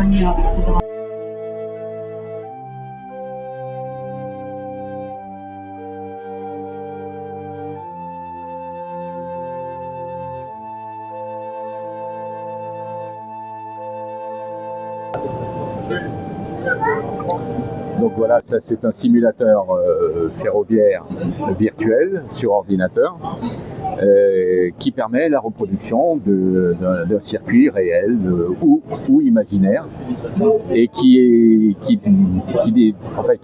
de la même démarche que le modélisme classique, c'est-à-dire qu'on part d'une base complètement vierge et on crée la totalité de ce qui est sur le réseau, c'est-à-dire les montagnes, les rivières, les ponts, etc. et tout ce qui va avec. Et on rajoute du matériel que parfois d'ailleurs on crée nous-mêmes et qu'on intègre dans le simulateur. Donc nous on est simplement des bénévoles, on n'a aucun intérêt financier à présenter la chose et on essaye d'attirer les gens vers le chemin de fer, vers le modélisme ferroviaire via les ordinateurs qui sont quand même la méthode la plus économique et facile de faire du modélisme ferroviaire. Donc ce simulateur, c'est le simulateur ferroviaire de N3V Games qui s'appelle le Trains Railroad Simulator et qui permet, comme ici sur cette image-là par exemple, c'est le pont sur la Loire à Retournac en Haute-Loire. Et ça, c'est la gare de Retournac en Haute-Loire. Donc on peut aussi restituer des lieux réels avec le relief réel qui l'entoure. La différence entre le modélisme classique et le simulateur, c'est que l'outil n'est évidemment pas le même. L'investissement n'est pas le même si le PC doit être quand même d'un niveau suffisamment performant pour pouvoir faire tourner le jeu dans des conditions satisfaisantes. Mais sinon, la démarche est exactement la même. On a exactement la même approche du modélisme. Alors effectivement, la différence essentielle entre le modélisme classique et le modélisme sur ordinateur, c'est que dans le jeu sont intégrés sur la base de données qui est disponible pour Trains, on dispose actuellement de près de 700 000 objets. sur ces 700 000 objets, il y a énormément de matériel roulant, mais il y a aussi des arbres, des bâtiments, etc. Donc pour arriver à faire un train en modélisme classique, il faut une locomotive, une dizaine de wagons. On arrive tout de suite à 800 000 euros. Hein, c'est assez cher, malheureusement. Ici, sur le simulateur ferroviaire, c'est inclus dans le prix d'achat du simulateur.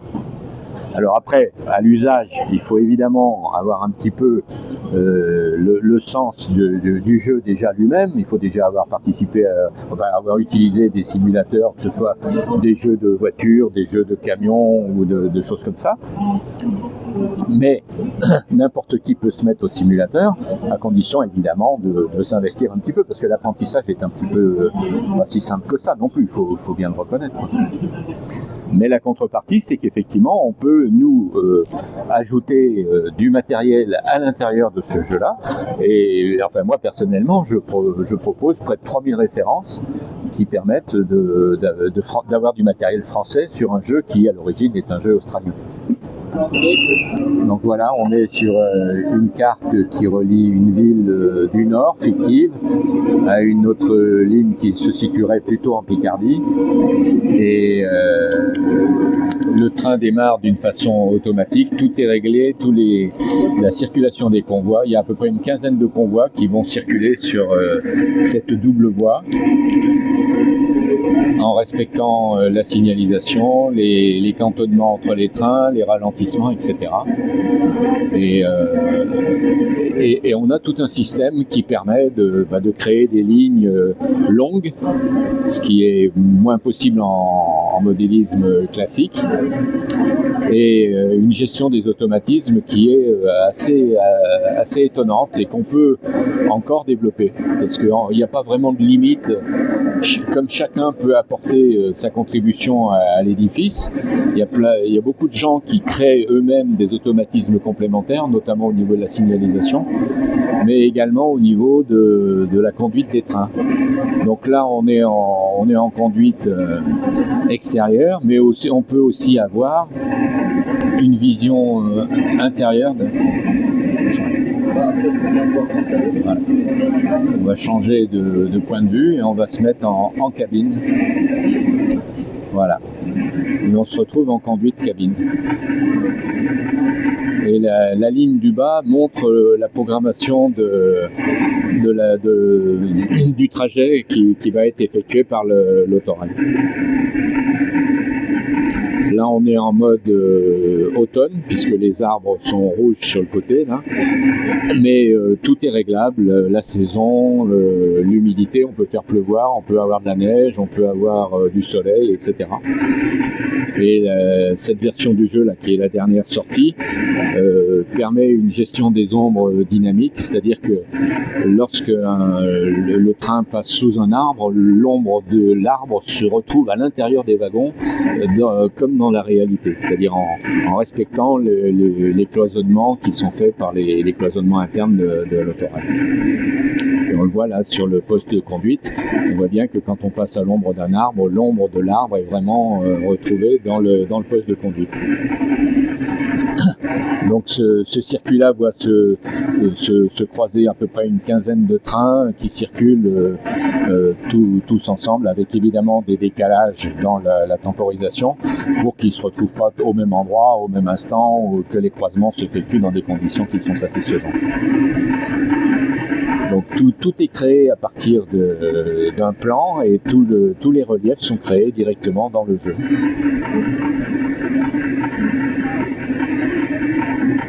Là, on va rentrer dans la petite gare intermédiaire et le train va marquer un arrêt avec une temporisation pour l'échange des passagers. Et il va repartir et croiser son pendant qui fait le trajet inverse un petit peu plus loin sur la ligne. Donc la ligne, il y a des ponts, des viaducs, des tunnels et en essayant de créer un paysage le plus réaliste possible. Mais ça, c'est une ligne fictive. On peut, et je produis à titre personnel plusieurs lignes de ce style, qui sont des lignes qui sont calquées directement sur les images satellites de Google Earth ou du géoportail pour les courbes de niveau, etc. Donc on arrive à avoir des paysages vraiment réalistes, quoi.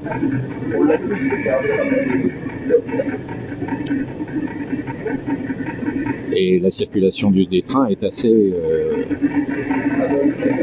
intéressante parce que là, on gère très facilement un nombre de convois important, quoi. Donc ça, c'est le parcours de la ligne principale. On va bientôt croiser l'autorail montant. Et puis après, on croisera un train de marchandises qui le suit à un espace de cantonnement assez réduit.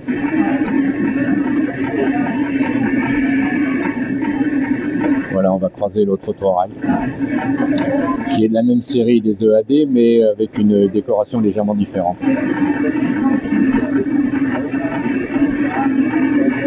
Voilà.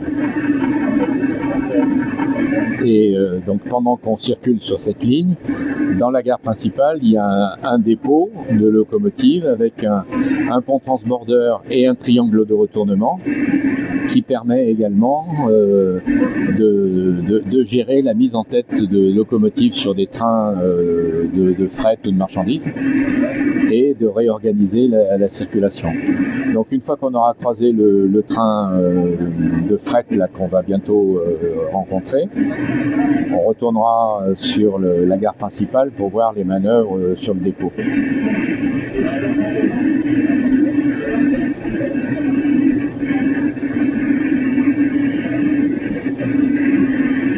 Voilà le train qu'on va croiser avec un 66 000 suivi de quelques wagons de fret.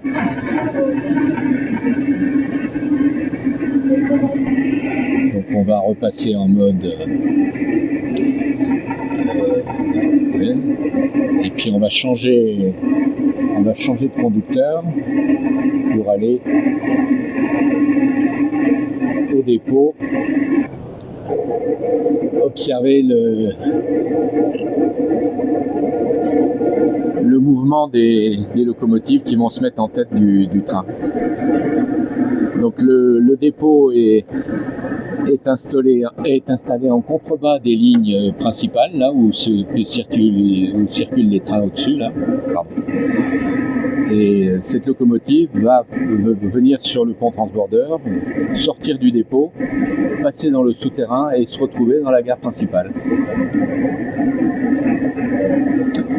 Il y a déjà une locomotive qui est en train de manœuvrer, qui va aller se mettre en tête d'un train.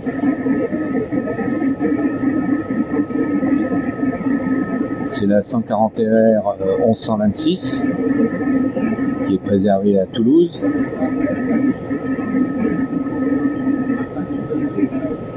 Voilà, donc elle est en attente du passage là, pendant qu'un train de céréales va s'engager sur la voie principale.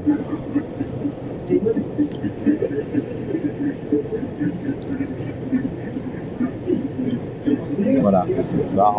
La conclusion de notre reportage là, c'est qu'effectivement, c'est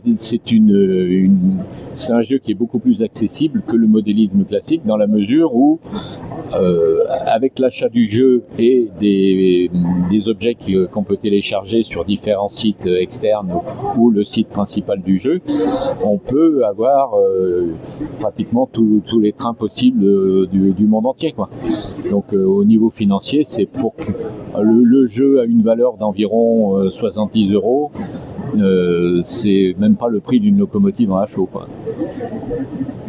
Et pour ce prix-là, vous avez, moi personnellement dans mon jeu, j'ai près de 3000 locomotives et 5000 wagons, quoi.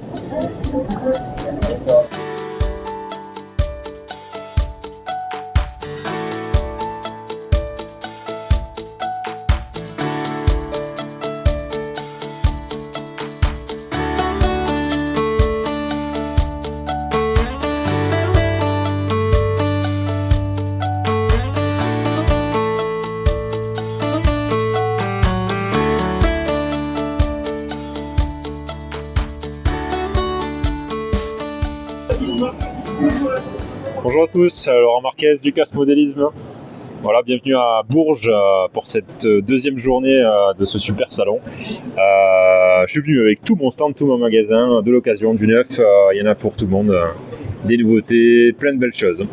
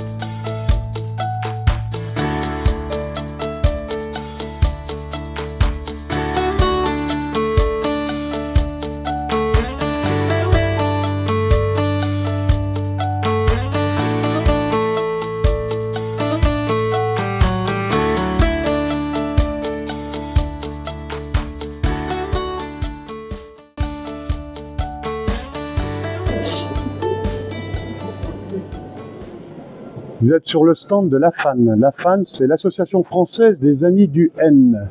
C'est la plus grande association de trains, de modèles ferroviaires française. On est un peu plus de 600 membres actuellement. Et nous représentons le N qui est une échelle, notre échelle de prédilection. N veut dire 9, qui est l'écartement de la voile, 9 mm. N, parce que N, c'est la première lettre de 9 dans beaucoup de langues. Que dire de plus? Alors ici, vous êtes sur le stand où on présente les revues, les magazines qui sont publiés par la FAN pour les membres de la FAN, quelques accessoires. Et ici, nous montons des modèles en laiton. Des modèles qui ne sont pas dans le commerce, parce que ce qui est dans le commerce, c'est pas la peine de le reproduire. Il existe, on l'achète, c'est mieux fait que ce qu'on fait nous. On monte des modèles qui n'existent pas donc, dans le commerce. Nous les motorisons, nous les peignons, nous les montons, les motorisons, nous créons des plaques qui sont gravées, nous les montons, nous les assemblons par soudure, nous les peignons, nous les motorisons quand c'est possible. Et si aujourd'hui on a pas mal de matériel français à l'échelle N, c'est grâce aussi en grande partie à la FAN qui soutient grandement cette échelle de 1/160e, voilà, qui nous porte vraiment à cœur et que ce soit bien français.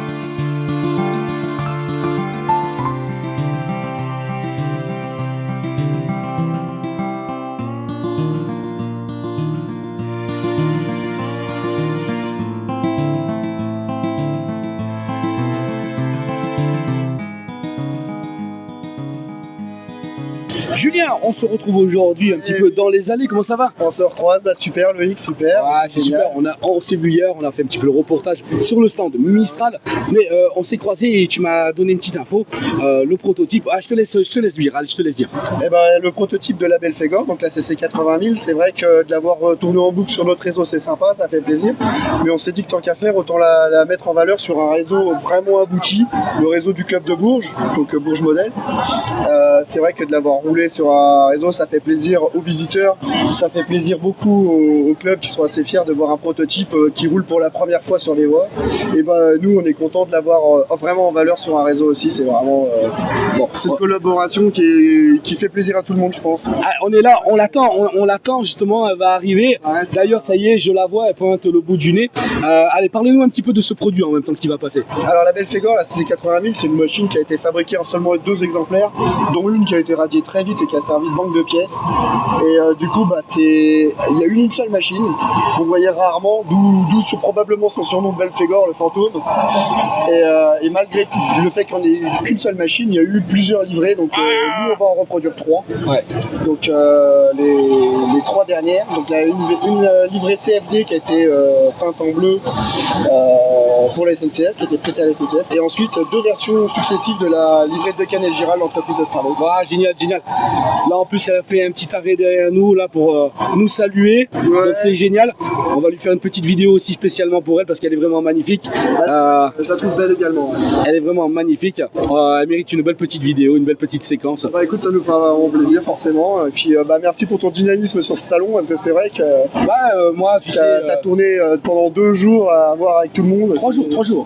3 jours même parce que c'est vrai que t'as commencé avant l'ouverture du salon et tu termineras sûrement après. Bon, on va faire une petite vidéo. Je pense que c'était bien. Allez, on va aller voir, on va faire une petite vidéo. Merci Julien de ton intervention. Merci de m'avoir interpellé dans les couloirs. Mais avec plaisir. Ah ouais, merci à toi. Plaisir. Moi j'interpelle tout le monde, je discute avec tout le monde, c'est mon plaisir sur le salon. Allez, merci encore à toi. Rencontrer les gens et les collègues et les passionnés. Super.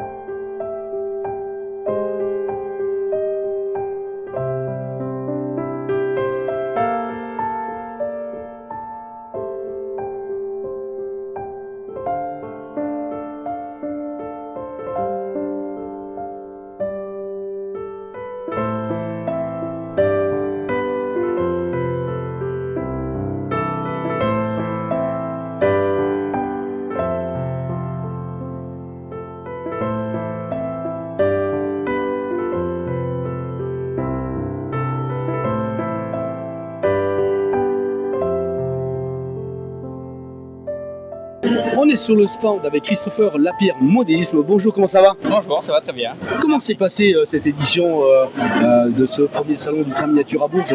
Eh ben, très bien, une bonne première. Ça en appelle d'autres, j'espère, par la suite. Donc nous, on n'est pas très loin, donc ça nous va très bien. Et c'est bien qu'il y ait quelque chose dans cette région, un peu dans le centre de la France. Ouais.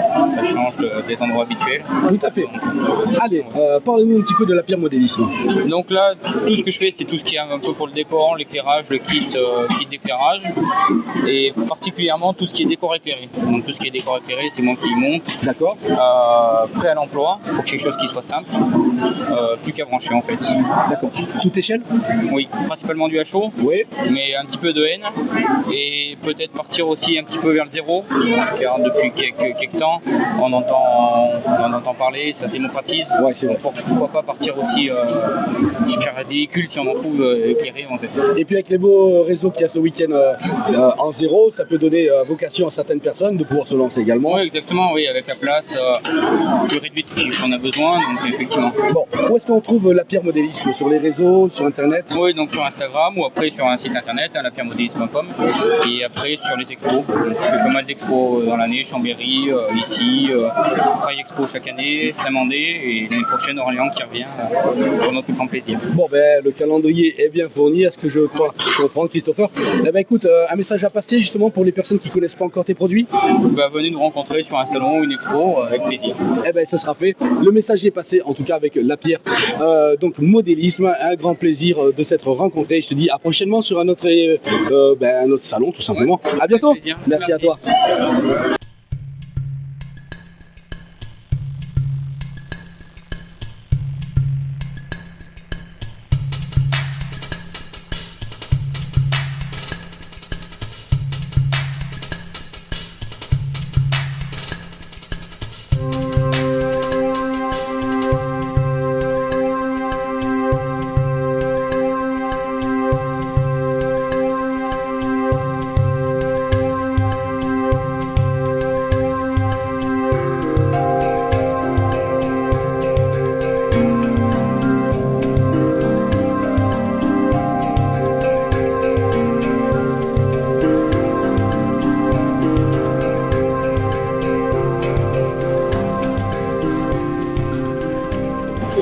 On continue toujours un petit peu plus à découvrir des réseaux d'exception. Et quel réseau?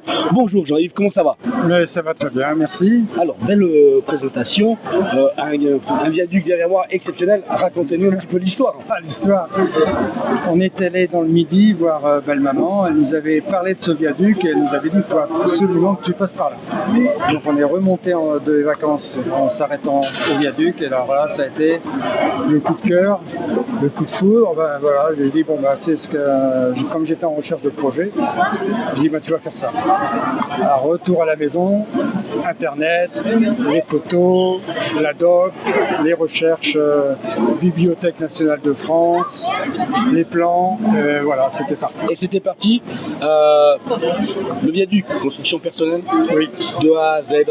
Alors oui, de A à Z, sauf que j'ai été aidé par un ami qui m'a fait la photo découpe. D'accord. Sur les plans que je lui avais fournis. Ok, on parle de combien de modules là pour... Alors j'ai en fait 6 modules, donc les 2 raquettes, okay. Les 2 modules du pont et les 2 modules qui supportent les modules du pont.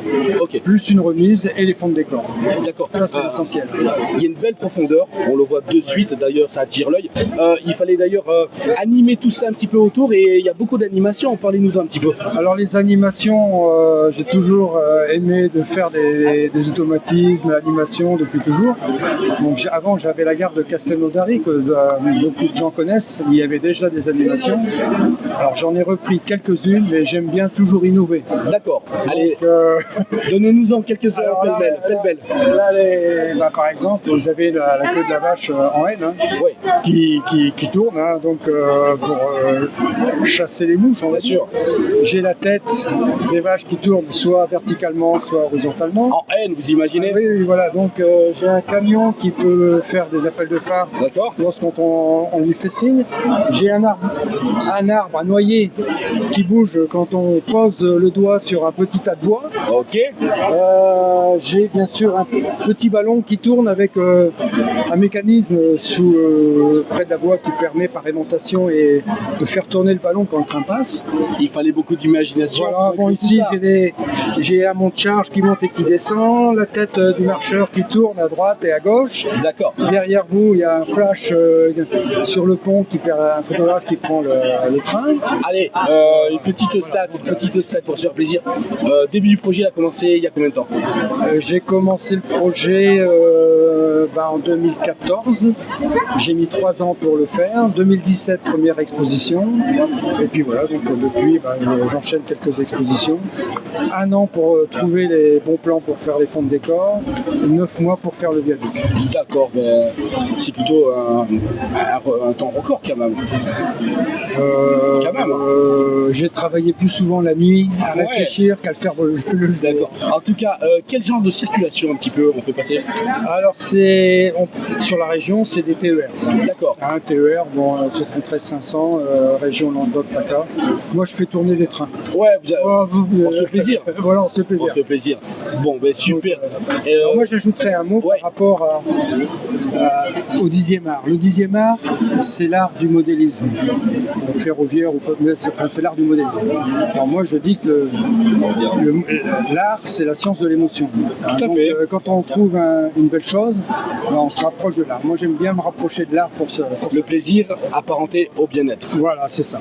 Tout à fait. Encore un grand merci à vous de m'avoir reçu et expliqué un petit peu votre travail. C'était un réel plaisir que de voir ce beau réseau. Et puis à bientôt sur d'autres expos. Eh bien écoutez, c'est avec plaisir que je vous ai reçu et puis je vous souhaite une bonne continuation. Merci à vous. À bientôt. Au revoir.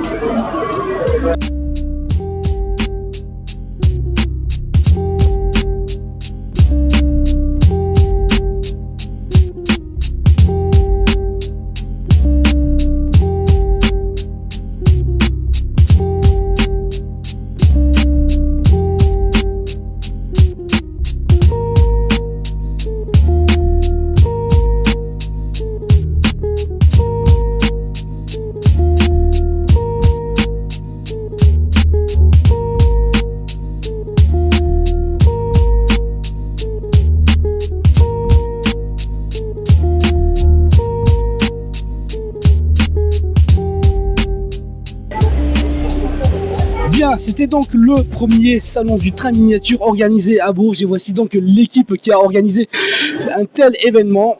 Un grand merci à vous tous de m'avoir témoigné une confiance pour le reportage de cette première édition.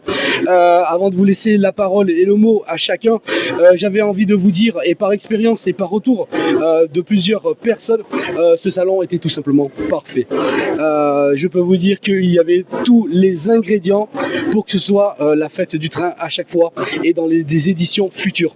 Un grand merci à vous pour justement avoir permis à des milliers de personnes d'avoir pu se divertir et les amoureux du train avant tout. Je vais laisser donc la parole à Francis qui était là sans ménage vendredi, qui a organisé, c'était exceptionnel. Je te laisse le micro. Oui, bien bonjour à vous tous.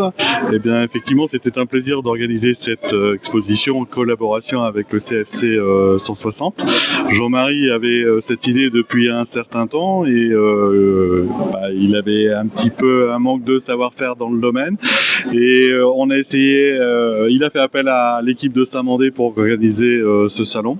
Nous, c'était un petit défi parce que on est bien dans notre petit salon de Saint-Mandé. Ça nous permet de sortir de notre zone de confort et on voulait voir si on était capable, sur une grande échelle, de faire plus grand avec l'esprit Saint-Mandé. Et je pense que l'ensemble des artisans, l'ensemble des réseaux ont retrouvé ici à Bourges ce qui se fait à Saint-Mandé avec l'équipe du CFC 160 et je crois que le salon est bien parti pour d'autres éditions et ça sera avec plaisir qu'on aidera cette équipe à continuer à faire une belle fête du train, un beau salon et voilà.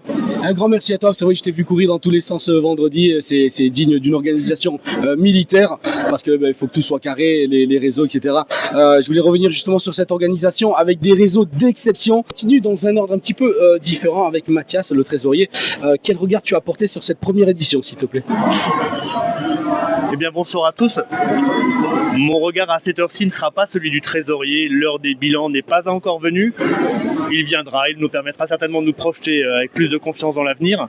Non, à cet instant, c'est une énorme satisfaction d'avoir pu donner corps, concrétiser cette idée, non pas folle mais inédite, ambitieuse, et d'avoir pu mettre sur pied un événement qui, nous l'espérons tous, et les témoignages sont là pour nous le dire, ont donné du bonheur à nos visiteurs, ont créé une grande satisfaction à l'ensemble des participants, exposants, clubs, commerçants.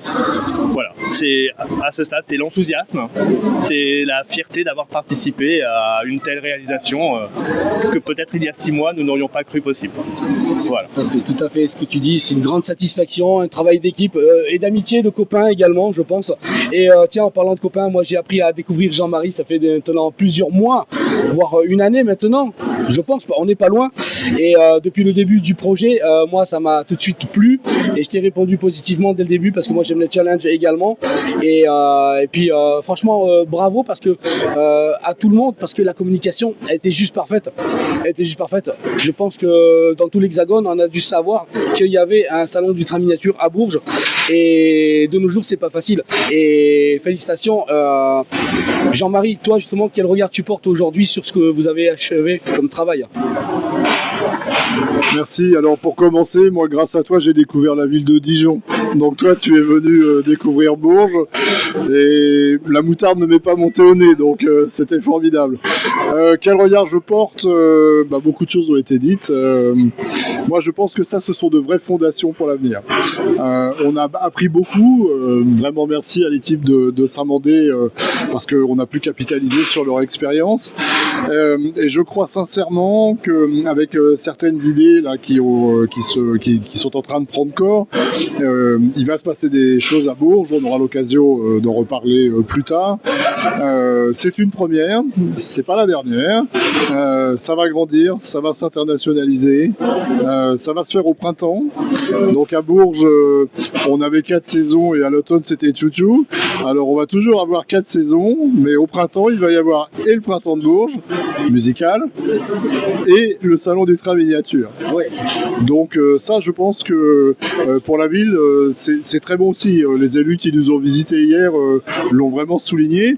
Je viens d'échanger avec le député Loïc Carvan, qui est le député de notre circonscription, qui disait lui aussi tout le bienfait de l'organisation d'un salon comme celui-là pour le rayonnement de la ville en France déjà et puis petit à petit au-delà des frontières. Moi je suis ce qui me rend le plus heureux, c'est le sourire des gens. Moi j'ai vu des gens qui passaient dans les allées, qui ont découvert des environnements qu'ils n'appréhendaient même pas. Dans l'inconscient collectif, le petit train il a toujours une place. On a tous fait un réseau, un ovale sur la table, sous le sapin, etc. Et je pense que une grande majorité des gens qui sont venus nous visiter ont vécu les mêmes choses que nous. Mais alors eux ils sont pas tombés dans la marmite qui fait qu'on est devenus des passionnés. Mais en tous les cas, entre l'image qu'ils pouvaient avoir dans l'inconscient collectif et ce qu'ils ont vu au travers de la qualité des réseaux présentés par des clubs qui font un excellent travail, ce sont des bénévoles, il ne faut pas l'oublier, ce sont des bénévoles et des passionnés, donc ils font un excellent travail. Ce sont des tableaux vivants, réellement, qu'on ait fait, que la démarche soit tout à fait imaginaire en disant je vais reproduire quelque chose qui est plausible dans la réalité, ou à l'inverse, je pense au réseau de Monthermé, quelque chose qui a été cartographié, analysé, reproduit. Ce sont des vrais tableaux vivants. Donc moi, ce que je retiendrai d'abord, c'est le sourire des gens, la qualité du travail, les enfants. On a eu beaucoup d'enfants qui ont été admiratifs. J'espère qu'on va faire naître des vocations, en tous les cas. La filière industrielle en a besoin pour l'avenir, bien sûr.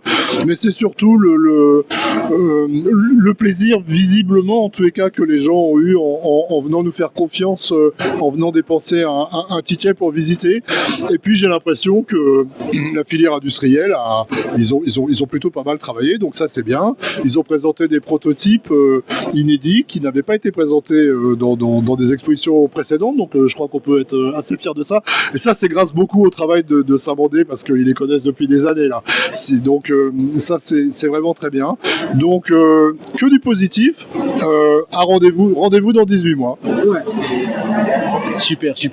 Très important, tout ce que tu viens d'énumérer, c'est l'essence même de la recette du succès. Et si on veut être amené à faire d'autres éditions, et on va terminer donc avec le président, parce que le président à chaque fois, il faut que le président il s'exprime, il donne le mot de la fin. Francis, une superbe personne, félicitations, c'était un événement magnifique, des réseaux magnifiques, une telle mixité justement à la portée de tout le monde, et puis la disposition également était vraiment bien articulée.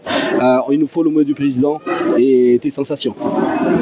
Et pour moi, je trouve que c'est une réussite. je suis très très content du résultat. Je rejoins ce que disait Jean-Marie. Tout le monde avait le sourire, les enfants avaient des étincelles plein les yeux. Peut-être qu'ils ont déjà décidé ce qu'ils vont demander à Noël. Je ne me prononce pas. Ça peut devenir envahissant, tant pis pour papa et maman, mais bon... ça voudrait dire qu'on est sur la bonne voie. Ça pourrait dire qu'on a réussi notre mission en plus, et puis ça peut faire des futurs clubmen pour la suite, ça peut faire pérenniser le projet, faire pérenniser les clubs, faire pérenniser le modélisme ferroviaire. Donc je rejoins toute l'équipe, rendez-vous en 2025. Super. Un grand merci à vous. Et puis moi je vous dis à très vite. Et puis franchement, félicitations à vous. Et puis moi aussi je vous donne rendez-vous dans 2 ans pour la nouvelle édition. Merci, c'était LF Modélisme à Bourges pour cette première édition du Salon du Train Miniature. Merci d'avoir pris plaisir. Allez, à bientôt. Merci. Merci.